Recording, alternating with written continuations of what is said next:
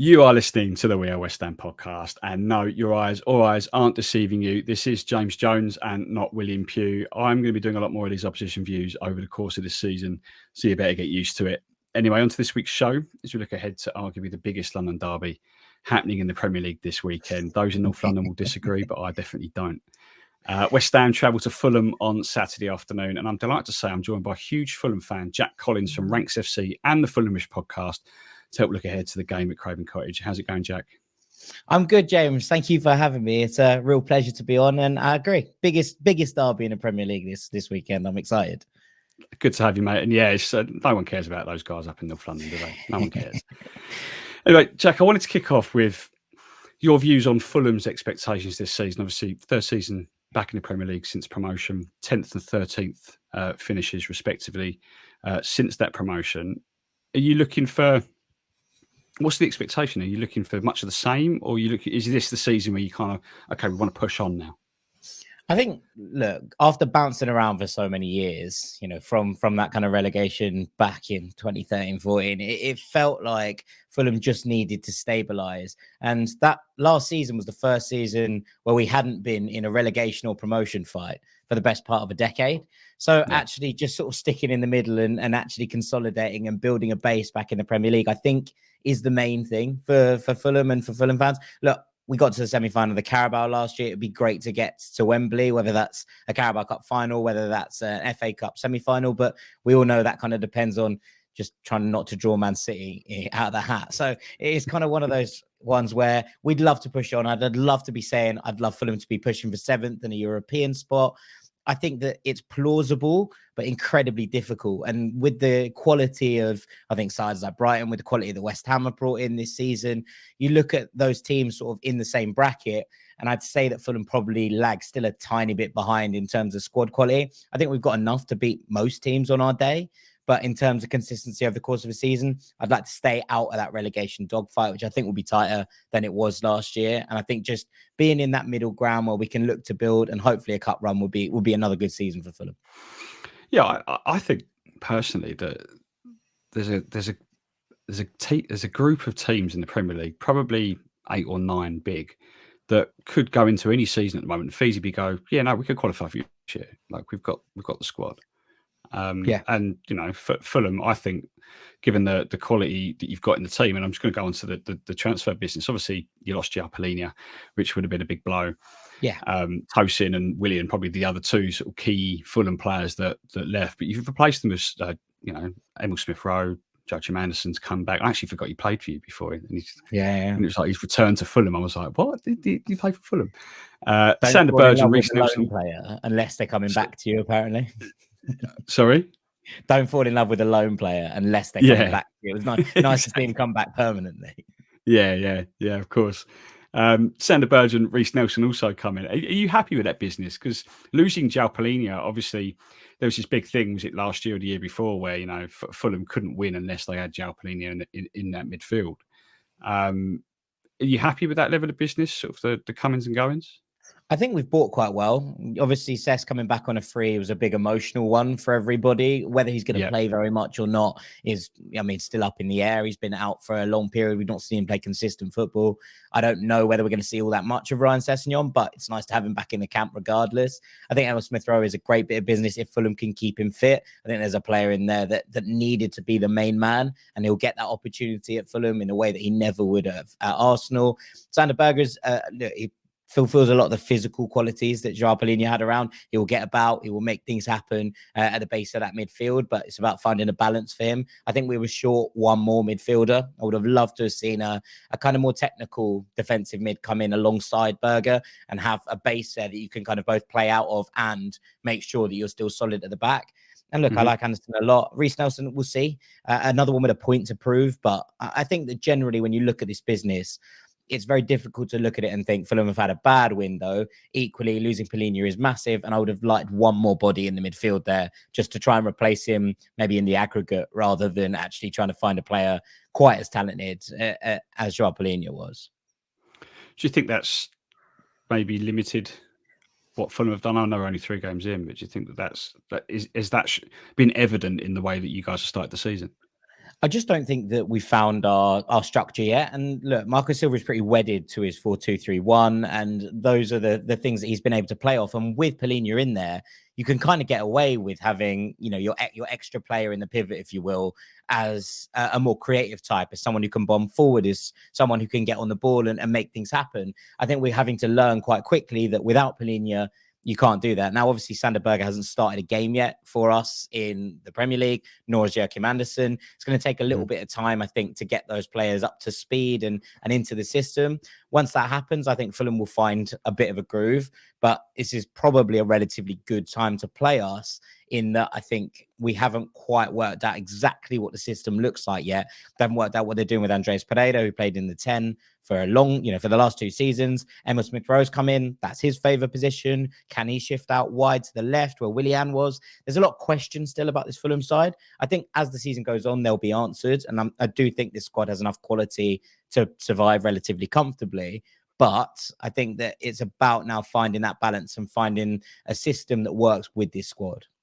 Yeah, it's very similar at West Ham with 8 or 9 new signings and a new manager. Kind of no one really knows what direction it's going to go in. But yeah, the signs are good. But before I move on to season so far with the 3 games you played, and kind of looking ahead to Saturday, I wanted to ask, what is it with Fulham signing ex-Arsenal players or players from Arsenal? Because I'm just looking through it, and obviously you've got Reece Nelson, Smith Rowe, and then there's obviously like Bern Leno, Iwobi. I know he went via Everton. There's probably a load more as well. There's a couple more. Willian obviously was there for a while. You know, there's a number. Yeah, so I was just like, is there a relationship between Fulham and Arsenal that no one knows about, or is it just, you know, you quite like the look of the way that Arsenal bring their players through?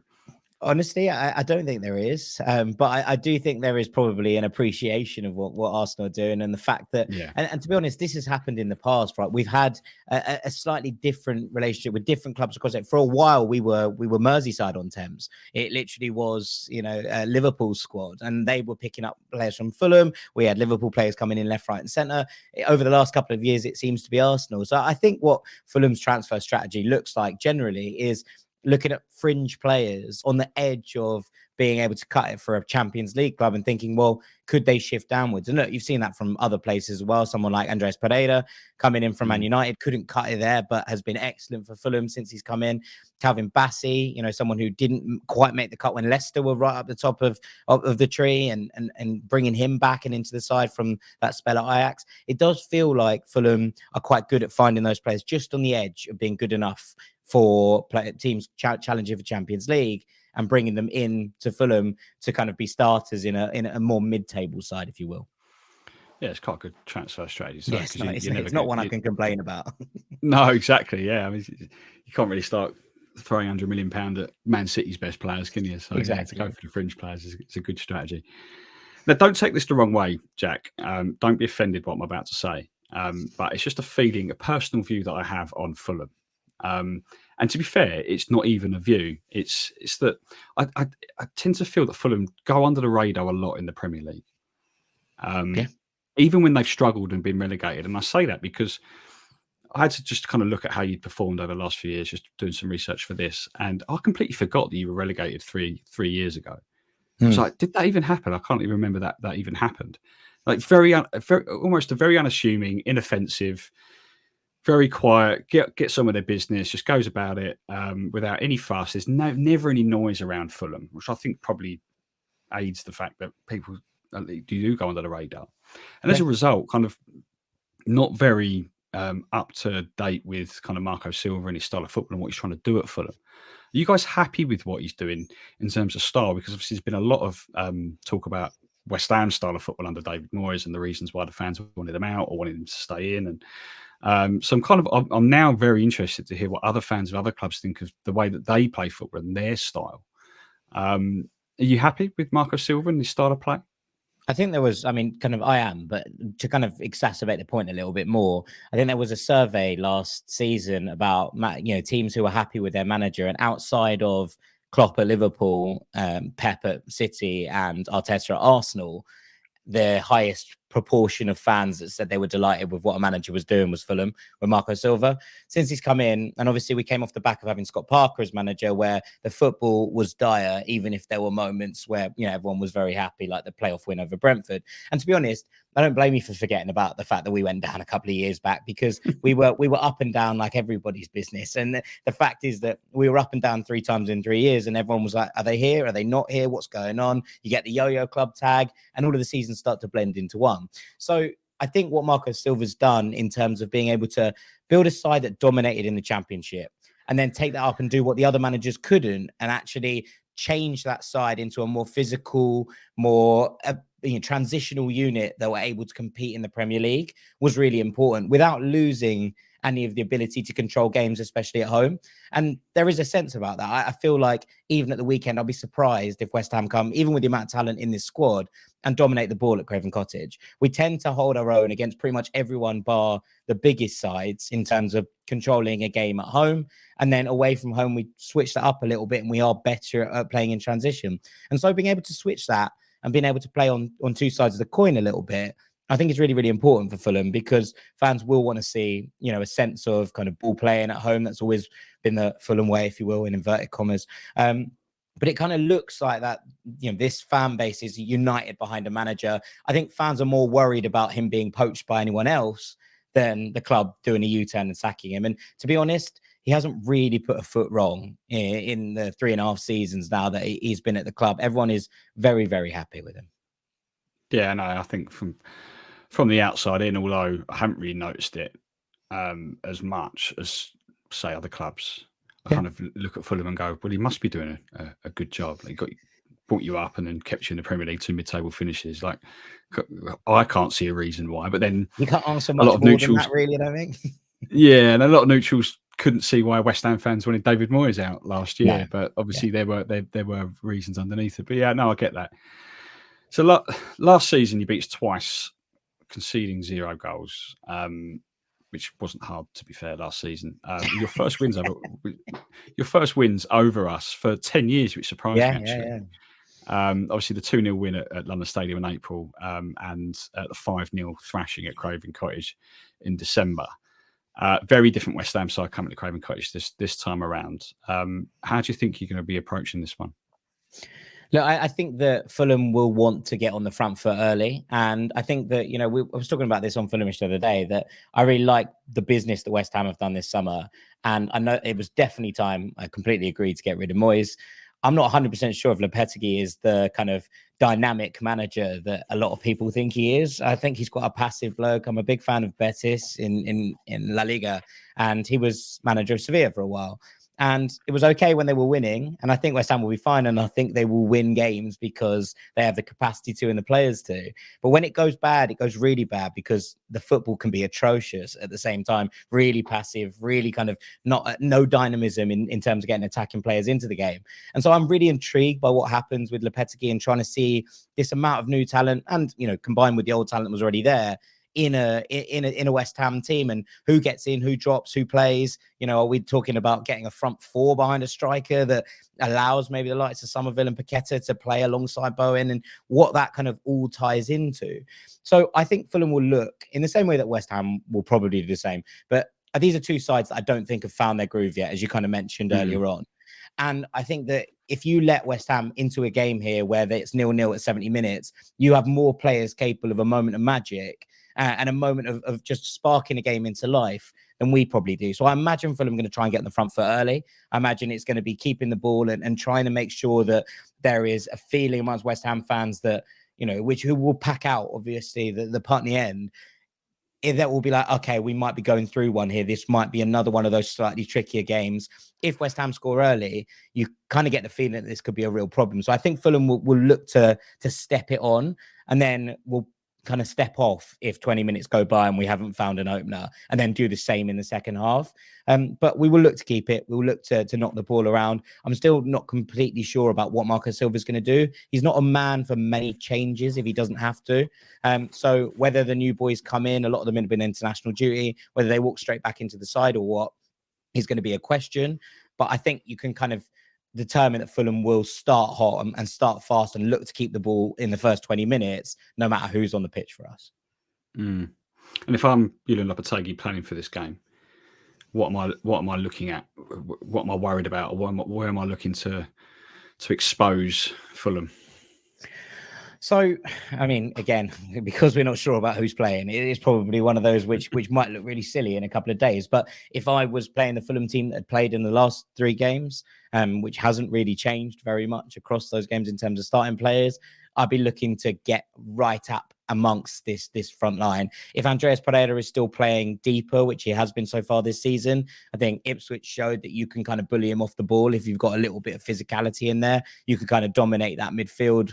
There's a little bit of a gap there with Sasha Lukic and Andres Pereira, which wasn't there when Joao Palhinha was. And if you can get players on the ball in those middle areas, I can imagine Mohamed Kudus having an absolute field day at this point and scaring the life out of me. But if you can get him on the ball in those dangerous areas in the middle of the park, Fulham and run at these two centre backs, that's where I think you can have joy as long as the team doesn't change. If it does, then I think in terms of going the other way, worry about what Smith Rowe can do. He opened up Leicester very, very quickly in our game against them. And just those touches of class between him and Iwobi especially have been really, really impressive in the early games. Adama Traore started the season hot. Which I don't think anybody was expecting, considering he missed most of last season. But generally, his performances in the first 3 games have been pretty high. Obviously, we know what he can do. We know what he's about. It's another thing actually trying to stop him. So I think that'll be a fun battle. I think Wan-Bissaka versus Iwobi on the left could be a really fun battle. But I think the game will be won and lost in the middle of the park. And if you go with a shield, something like Guido Rodriguez, then and Edson Alvarez, I think Fulham will find it quite hard to break that down, considering the front 4 doesn't quite look like it's clicked yet. Yeah, no, I don't know what we're going to do midfield wise because we bought Carlos Soler in from PSG late in the window, and yeah, we don't know how he fits into that team because Edson Alvarez is fit again, so he plays. Guido Rodriguez had a relatively good start to the season, but some fans are sort of question marks over whether he's a starter. And then Thomas Souček just tends to never be dropped regardless. He can put in an absolute stinker and just not get dropped, but he does chip in with some very important goals every now and then. So yeah, no one really knows either. So it's going to be an interesting game. Who is it in the team that you're concerned about? You mentioned potentially Kudus having a bit of a field day. Is he your biggest worry coming up against West Ham? I think that you could kind of reel off the entire 3 that play behind the striker, right? And you can no matter who that is, whether it's Kudus, whether it's Paqueta, whether it's Somerville, I'm sure Jared Bowen will play. I have absolutely no doubt about that. We know that all of those players are capable of making things happen in their moment, and Fulham are liable to a lapse in concentration. It happens to us. It's happened to us in pretty much all 3 of the games so far that has allowed teams to kind of get at us. I think there is a kind of sense that if you allow any of those players a moment, they are the kind of players that can take it. But Kudus in particular, I mean, I think he is such a wonderful footballer. And I think if he is given that space to dominate within the middle of the park, if he's allowed to run at this Fulham defensive shield before it sets, then we're going to be in all sorts of trouble. I'm still intrigued as to what happens with Fulkrug. I do think that Fulham have the physical capacity to deal with a striker like that. Issa Diop is good aerially, and Calvin Bassey is a bit of an engine in there in terms of both winning the ball on the deck and in the air. So I think Fulham have the capacity to deal with that if West Ham go crossy. But I do worry about the kind of technical ability of that 3 behind the striker being able to run at players and open up this Fulham side right now. Well, you'd be pleased to know that Fulkrug has been ruled out of the game through injury. You know what? That'll probably work for you. It'll be someone running in behind might actually work better than Fulkrug, so that's good. Good for us as well. It will be Mikel Antonio up front. We were hoping that after the international break, this would be the game that Fulkrug gets his first league start. Yeah, but yeah, he missed Germany's game against the Netherlands and he's got an ankle injury. But he's only missing the 1 game. Any injury news for Fulham at the international break? Doesn't look like it. Anthony Robinson missed international duty with the US because they wanted him to have some recovery on a surgery he had towards the end of the season, but he started all 3 of the first games and no one seemed to have any worries about him. So I think that was just a question of rest. I think more for us, rather than injuries, it's about the fact that none of the new players who we were kind of hoping were going to bed in have been at the Cottage over the last 2 weeks and been able to find that space and actually knock around and play with the manager and, be in his plans. So that's a bigger concern for me. Our injury list is pretty clean, to be honest, and touch wood here. our injury lists have been really good in the last couple of years. We've not had many players missing, games on a regular basis, and I think that's part of the reason why Fulham have felt confident enough to bring in the likes of Smith Rowe and Sessegnon, because the medical team have been so on their game over the last couple of years that they think they can manage players in order to actually reduce that workload and maybe actually get them into a consistent playing form. So yeah, we're okay injury wise for now, but it's going to be interesting to see how the dynamics are there, I think. Yeah. Okay, I'm gonna put this one on you. I didn't warn you about this before the start of the recording, but we always ask our opposition guests for a score prediction. What do you think? How do you think this one's going to go? My heart says 2-1 Fulham. My head says 1-0. Okay, I was thinking about this earlier. I think I would take 1-1. I think I'll take a point away from home. Respect the point away from home. Yeah. But yeah, part of me. I mean, we've had a difficult start playing, Villa and City, and then away at Palace. We won that one. Yeah. But yeah, it's been a bit of a tough start. There'll be a lot of fans, West Ham fans, going, "No, we need to win this. We need to get another 3 points on the board." But I'm more of the thought that respect the point away from home and then get the point Chelsea at home. Exactly. Yeah, that's an easy win. That's an easy win. You'll beat that lot. Yeah, I mean, if we get a point on Saturday, it'll be one more point than we got at Craven Cottage last year. So it's progress. It's progress under the new manager. That's the way I'm going to see it. 100%. 100%. Look, to be honest, I think this is a coin toss, and I think that often when you look at two teams, and I don't think obviously there's loads between Fulham and West Ham, but I think your squad is stronger than ours. Home advantage probably should negate that. I think Marcus Silva and Gillian Petke probably don't have all that much between them. I'd probably pick Silva just stylistically, but there's not loads between them in terms of caliber. So you're kind of looking at this and thinking, well, if you're not settled, we're not settled. The squads are close-ish. The managers are close-ish. The home advantage probably pushes that to level. It does really feel like this one could go either way. Yeah, definitely. I agree. Well, Jack, it's been an absolute pleasure having you on the We Are West Ham podcast this week. Before you go, where can our listeners find you and the work that you do? Thank you for having me, first and foremost. Real pleasure chatting to you, James. But generally, Fulhamish, if you want to listen to the preview for this game, but we do run a general football podcast called Ranks FC, which covers the entire game and, Europe as well as the Premier League. So if anyone fancies a new podcast on their rotation, we'd love to have you over at Ranks. Second that. I'm a listener and I love it. So yeah, definitely get on Ranks FC. Amazing, great stuff. Appreciate you taking the time, Jack. And that is us for another week. Will and I will be back to normal after our own mini international break last week. Make sure you tune in and subscribe on whichever platform you're listening or watching on. Up the Hammers, West Ham are massive, and we'll see you next week.